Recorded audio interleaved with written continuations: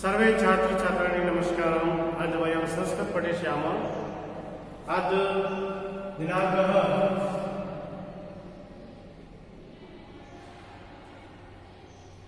2/11/2020 कक्षायां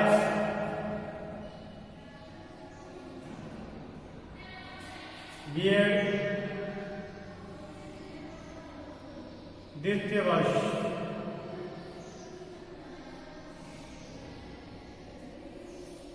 विषय संस्कृत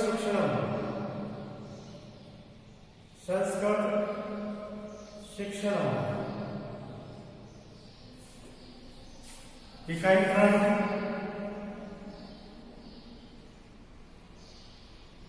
प्रकरण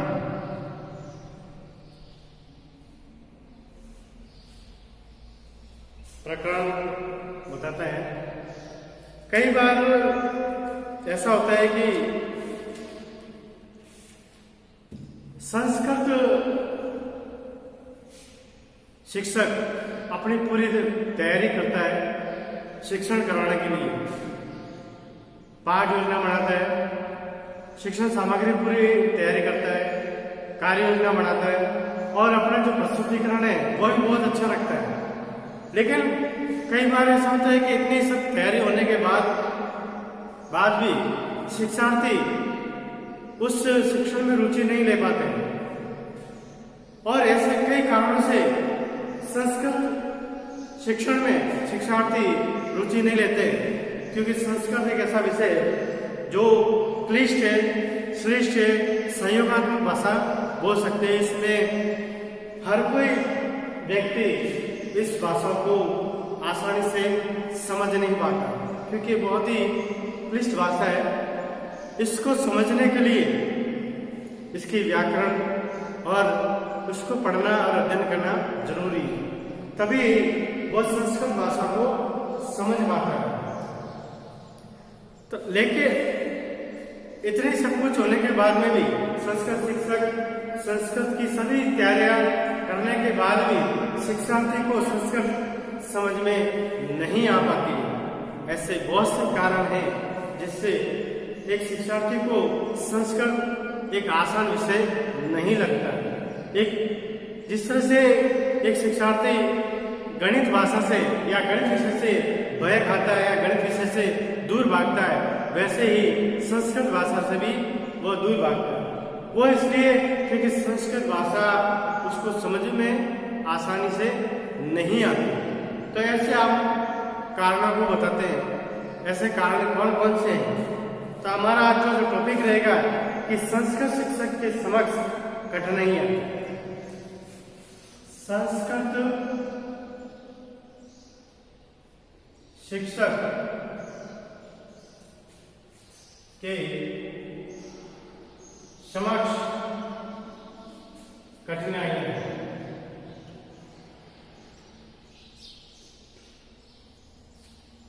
ऐसे कौन सी कठिनाइयां हैं, ऐसी कौन सी बातें हैं जिसके कारण एक संस्कृत शिक्षक को पूरी कार्य योजना होने के बावजूद भी वो शिक्षार्थी को पूर्ण ज्ञान नहीं दे पाता है।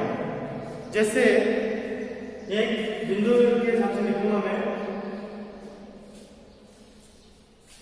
कि आज भी संस्कृत के पाठ्यक्रम में वैज्ञानिकता की दृष्टि से सुधार अपेक्षित है। आज भी संस्कृत पाठ्यक्रम, संस्कृत के पाठ्यक्रम में वैज्ञानिकता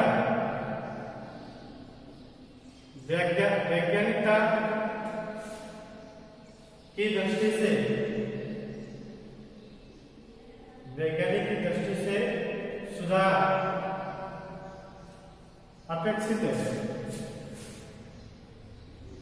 अपेक्षित मतलब यह है कि आज भी संस्कृत में संस्कृत विषय को लेकर इतनी खोज नहीं हो पाती है, लोगों की वैज्ञानिक यानी वैज्ञानिक दृष्टिकोण नहीं बन पाया है।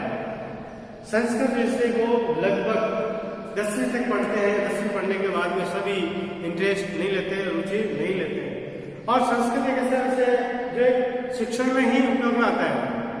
इसके अलावा हम कक्षा या विद्यालय छोड़ने के बाद में कहीं भी संस्कृत शब्द का प्रयोग नहीं करते हैं। अगर जैसे हम हिंदी को हम विद्यालय में भी प्रयोग करते हैं और घर पे भी प्रयोग करते हैं, तो हिंदी में हमारी जो भाषा है वो सुधारात्मक हो जाती है, सुधार हो जाता है। ऐसे ही इंग्लिश है, इंग्लिश को हम विद्यालय में भी प्रयोग में लेते हैं और घर पर भी प्रयोग में लेते हैं। तो बोलचाल की भाषा में आने से हमारी अंग्रेजी भाषा में सुधार हो जाता है। लेकिन संस्कृत एक ऐसी भाषा है जो कक्षा छोड़ने के बाद में उसका प्रयोग नहीं हो पाता, जिसके कारण उसका हम बोलचाल की भाषा में प्रयोग नहीं ले पाते। तो आज भी हम संस्कृत भाषा के प्रति हमारा वैज्ञानिक दृष्टिकोण नहीं बन पाया है। और भी संस्कृत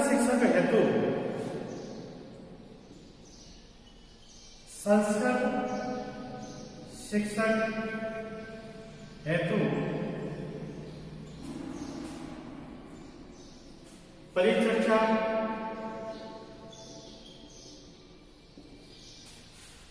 कार्यशाला,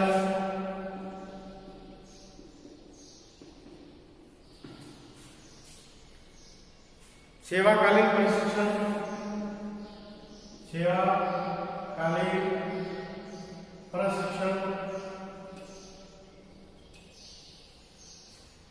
आदि का प्राय अभाव है। आदि का प्राय अभाव है। जब तक किसी चीज का प्रचार प्रसार नहीं होता है, किसी वस्तु का प्रचार प्रसार नहीं होता है, तो वो मतलब है कि इसकी जो विषय की लोकप्रियता नहीं बनती। आज हम टीवी के अंदर ऐड देखते हैं किसी चीज, उस टीवी को बार बार उस विज्ञापन को बार बार बताया जाता है। अब वो उस विज्ञापन को बार बार बताने से उसकी पब्लिसिटी होती है, उसका प्रचार होता है, प्रसार होता है। वैसे ही अगर हमारे संस्कृत विषय को अगर उसके ऊपर उस विषय के ऊपर परिचर्चा न हो, उसके प्रतियोगिताएं न हो, उसका कोई कार्यक्रम न हो, उसके कोई कार्यशाला न हो, उसका कोई ट्रेनिंग न हो, उसकी कोई मतलब कि शिविर न हो, तो संस्कृत भाषा का प्रचार प्रसार कैसे होगा? इसलिए संस्कृत भाषा को भी उसकी कार्यशाला आयोजन होनी चाहिए, सेमिनार होने चाहिए, उसके परिचर्चा होनी चाहिए, प्रशिक्षण होना चाहिए और ट्रेनिंग होनी चाहिए। तभी एक शिक्षक और शिक्षार्थी संस्कृत भाषा में रुचि लेगा और उसका प्रसार और प्रसार करेगा। संस्कृत शिक्षण हेतु संस्कृत शिक्षण हेतु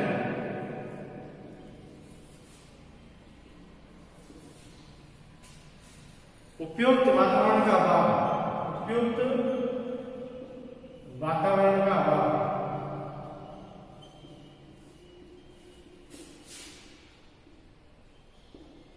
संस्कृत एक ऐसा विषय है जिसको शांत वातावरण में पढ़ा जा सकता है। एक अच्छा एक पर्यावरण होना चाहिए, एकांत माहौल होना चाहिए जिसमें पढ़ने वाला रुचि ले और आनंद प्राप्त करें। अभिभावक तथा छात्र दोनों वर्ग ही संस्कृत विषय के प्रति उदासीनता को रवैया देखते हैं। अब अभिभावक होते हैं जो दूसरे विषयों में तो ज्यादा रुचि लेते हैं, लेकिन संस्कृत विषय में रुचि इतनी नहीं ले पाते हैं। यह भी एक कारण है जिसके कारण शिक्षार्थी संस्कृत विषय को ज्यादा मतलब है कि रुचि नहीं लेता। एक अभिभावक भी या तो हिंदी, अंग्रेजी, गणित, विज्ञान इन विषयों पर ज्यादा जोर देते हैं, लेकिन संस्कृत विषय पर ज्यादा जोर नहीं देते हैं। इस कारण से भी बच्चे का संस्कृत विषय के प्रति रुचि नहीं होती। उसके बाद में संस्कृत पाठशालाओं में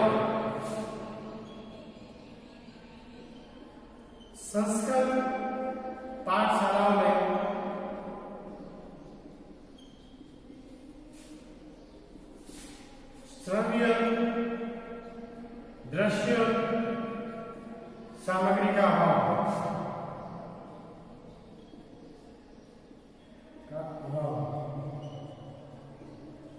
संस्कृत विषय में या संस्कृत पाठशालाओं में ऐसी बहुत सारी जो सामग्री होती है जिससे एक शिक्षण को रुचिकर बना सकते हैं, शिक्षण को उपयोग बना सकते हैं, शिक्षण को आनंददायक बना सकते हैं, ऐसे कई श्रव्य दृश्य सामग्री का अभाव है। एक शिक्षक एक खाली पुस्तकीय ज्ञान देता है, पुस्तकीय ज्ञान से संस्कृत विषय का प्रसार नहीं हो सकता है और शिक्षार्थी के अंदर संस्कृत के प्रति रुचि पैदा नहीं कर सकता है, क्योंकि कई चीजों की उपलब्धता नहीं हो पाती और श्रव्य दृश्य उपकरणों की असुविधा के कारण संस्कृत में बच्चे रुचि नहीं दिखा पाते, रुचि नहीं लगाते। इसके बाद में ग्रामीण परिवेश के विद्यालयों में पांचवा है ग्रामीण परिवेश के विद्यालयों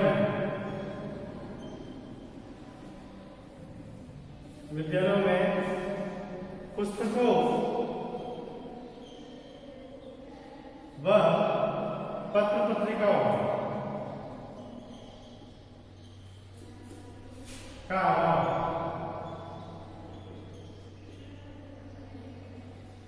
अब ऐसे कई महाविद्यालय या विद्यालय गांवों में स्थित है जहां पर संस्कृत की पुस्तकें ही नहीं है, उपलब्ध नहीं है।